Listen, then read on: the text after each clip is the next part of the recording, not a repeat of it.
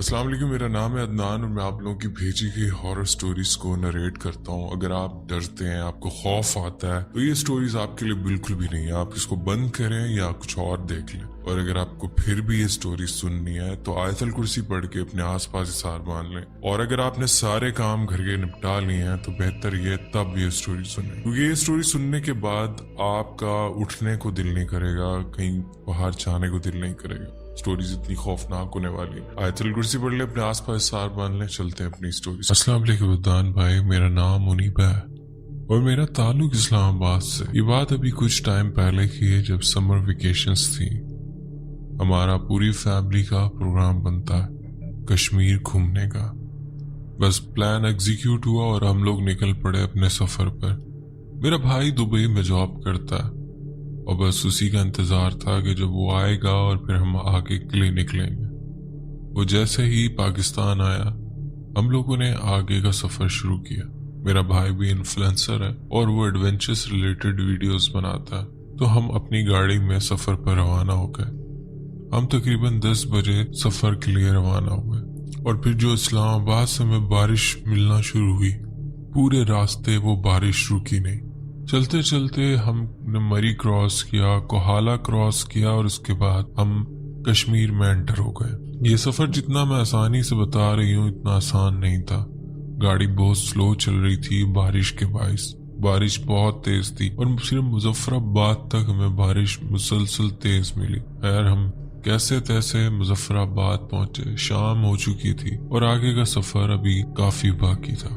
खैर हमने मुजफ्फराबाद कुछ स्टॉप लिया, कुछ रिफ्रेशमेंट की, खुद भी फ्रेश हुए और फिर आगे का सफर शुरू किया। तकरीबन 1-1.5 घंटे में हम नीलम वैली एंटर हो गए। अब अंधेरा छाने वाला था।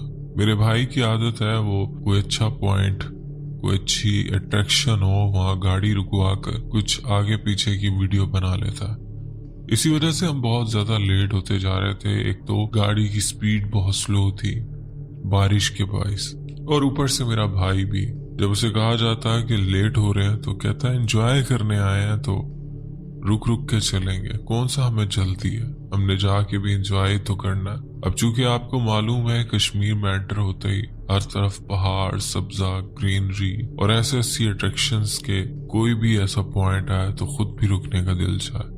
तो इसीलिए हमने इतना ज्यादा फोर्स नहीं किया। पर मेरे वालिद साहब थोड़े परेशान थे, जो कि ड्राइव कर रहे थे, क्योंकि वो जगह रात में बहुत ज्यादा खौफनाक हो जाती। यही बेचैनी उनको खाया जा रही थी कि कैसे भी हम रात होने से पहले पहले अपने पॉइंट पे पहुंच जाएं। मेरा दान भाई सफर बहुत खुशगवार था, बहुत हसीन मनासिर थे। और फिर ऐसा ही हुआ कि अंधेरा छाने लगा।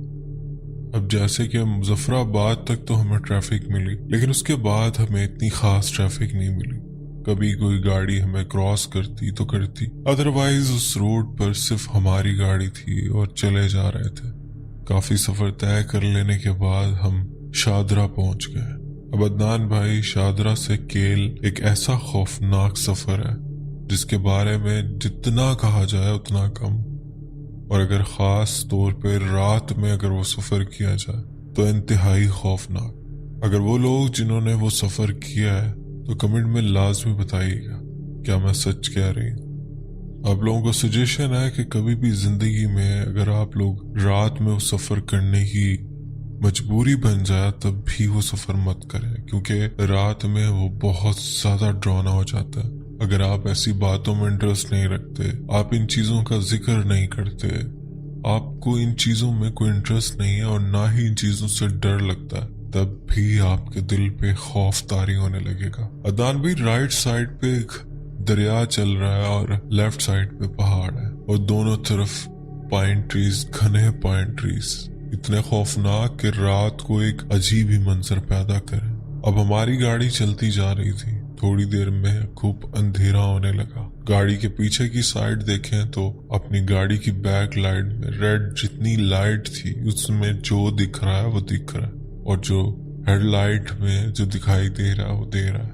अदरवाइज दोनों तरफ देखते ही इंसान झुंझला सा जाए, एक झुरझुरी सी आए, इतना खौफ मैं क्या बताऊं। बस उसी में हमारी गाड़ी चलती जा रही है। दिल में यह आया कि खुदा ना खास्ता ऐसे ट्रैक पे अगर गाड़ी खराब हो गई तो क्या होगा।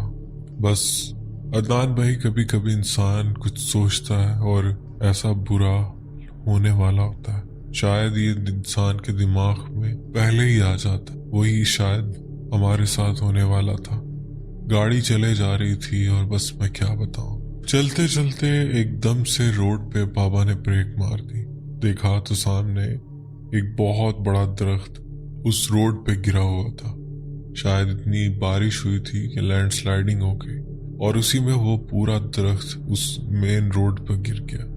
अब हम लोग वहां खड़े हैं, गाड़ी में वेट कर रहे हैं कि शायद कोई मकामी शख्स आए। काफी देर गुजर गई, बाबा हॉर्न मारते रहे पर कोई नहीं आया। हम गाड़ी को बंद करके गाड़ी में बैठे रहे, इधर उधर देखते तो झुंझला जाते, झुरझुरी आती, पूरा जिस्म डर के मारे झुंझला जाता। अदनान भाई, एक ऐसी कैफियत इंसान किसी दुश्मन को भी ना दिखाए। इतना खौफ, इतना डर कि क्या बताएं।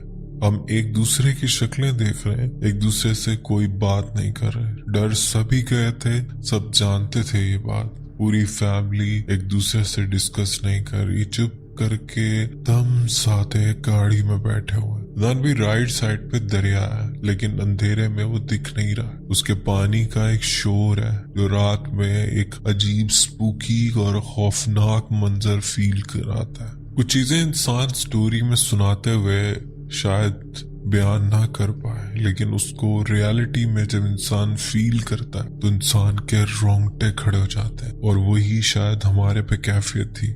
मैंने अपने बाबा को इतना बेबस कभी नहीं देखा जितना उस टाइम देखा था। उनकी शक्ल बन चुकी थी, वो सबसे ज्यादा हमारी फिक्र करते हैं। ये मेरे बाबा का कहना था कि इंसान अकेला हो तो कितनी भी मुश्किलात हो, कितनी तकलीफें हो, इंसान बर्दाश्त कर सकता है, लेकिन जब फैमिली के साथ हो और फिर ऐसी किसी मुश्किल में आ जाए तो बहुत डर जाता है इंसान। खैर, काफी देर बैठे वेट करते रहे कि शायद कोई हेल्प के लिए आए, लेकिन काफी देर गुजर गई। अब अदनान भाई, बताती चलूं, अब रात के 10-11 बज गए थे हम लोगों को उस जगह पर, और वहां के माहौल से ऐसा लग रहा था जैसे दूर दूर तक न बंदा न बंदे की पिन ड्रॉप साइलेंस। अदनान भाई, क्या बताऊं, कितना खौफ हमारे दिलों पे तारी हो रहा था। बस काफी देर बैठे रहे और वेट करते रहे। फिर उसके बाद बाबा गाड़ी से उतरे और इधर उधर का जायजा लेने लगे। हमें दूर दूर तक कोई लाइट्स भी नजर नहीं आ रही थी कि किसी घर की कोई रोशनी दिख रही हो या आसपास कोई आबादी हो। बाबा उतरे, इधर उधर का जायजा लिया, अपने मोबाइल की टॉर्च ऑन की और हमें कहा कि गाड़ी से बाहर मत निकलना। वो समझ चुके थे कि बच्चे ऑलरेडी डर चुके हैं। यहाँ बताती चलूं, मैं, मेरी मदर, हम गाड़ी की पिछली सीट पर बैठे थे, जबकि मेरा भाई आगे पैसेंजर सीट पे और मेरे वालिद साहब गाड़ी चला रहे थे। अब बाबा उतर के इधर उधर जायजा लेकर फिर आए गाड़ी में और कहने लगे, तुम लोग गाड़ी को लॉक करके बैठो, मैं इधर उधर देख कर आता हूँ कि शायद कोई यहाँ का लोकल मुझे मिल जाए और मेरी हेल्प को आए। अब बाबा उतर के जिस जगह लैंड स्लाइडिंग हुई थी, अब उस दरख्त के उस तरफ चलना शुरू हो गए जिस तरफ हमें जाना था, क्योंकि वो गाड़ी से तो जा नहीं सकते थे, लेकिन पैदल वो जगह क्रॉस करना, एक साइड से हल्की सी जगह बनी हुई थी। बाबा उस तरफ चले गए। यहाँ बताती चलूं कि वो दरख्त कोई छोटा दरख्त नहीं था, अच्छा खासा बड़े तने वाला दरख्त था, जिसकी मोटाई इतनी थी कि हमारी गाड़ी उसमें छुपी हुई थी। और जब मेरे बाबा ने उस दरख्त को क्रॉस किया तो मेरे बाबा गायब हो गए, वो नजर नहीं आ रहे थे। खूब अंधेरा था, गाड़ी बंद हो चुकी थी। अब गाड़ी की लाइट्स भी ऑन नहीं थी।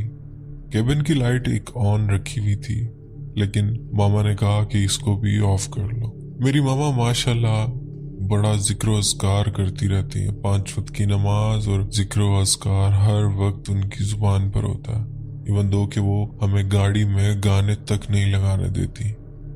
तो खैर, मेरी मम्मा अपने जिक्र अस्कार में मशगूल थी और बाबा से कहा कि ध्यान से जाइएगा, अपना ख्याल रखिएगा। बाबा ने बस जाते जाते मेरे भाई को कहा कि तुम बड़े हो घर के, अपनी फैमिली का ख्याल रखना। मैं इधर उधर देखता हूँ कोई लोकल मुझे मिले और मैं उसको लेकर आता हूँ। खैर, ये कहने के बाद बाबा अपनी पैदल ही सफर करने लगे। पहले भाई ने कहा कि साथ चलूंगा, लेकिन बाबा ने मना कर दिया और कहा कि तुम फैमिली का ख्याल रखो, मुझे अकेले ही जाना होगा। बेबसी थी।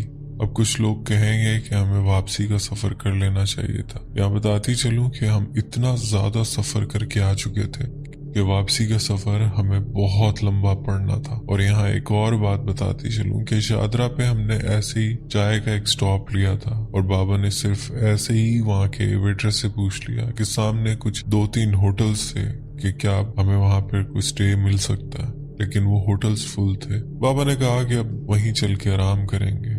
केल में ही हमने प्री बुकिंग करवाई हुई थी एक होटल की, जो कि बहुत अच्छा था। तो बाबा ने कहा कि बस आगे का सफर हम केल तक जैसे भी कर लें, रात हम आराम करेंगे और कल ही घूमे फिरेंगे। खैर हम उस जगह पर स्टक हो चुके थे और बाबा चूंकि अपने दोस्तों के साथ यहाँ ऑलरेडी कई दफा आ चुके हैं, तो उनका कहना ये था कि कभी भी यहाँ पे कोई लैंड स्लाइडिंग होती है, कुछ भी होता है, तो यहाँ पे क्रेन आकर ये जगह क्लियर कर देती है। ये बहुत फास्ट काम होता है, लेकिन वो सिर्फ किसी लोकल की हेल्प से ही हो सकता था।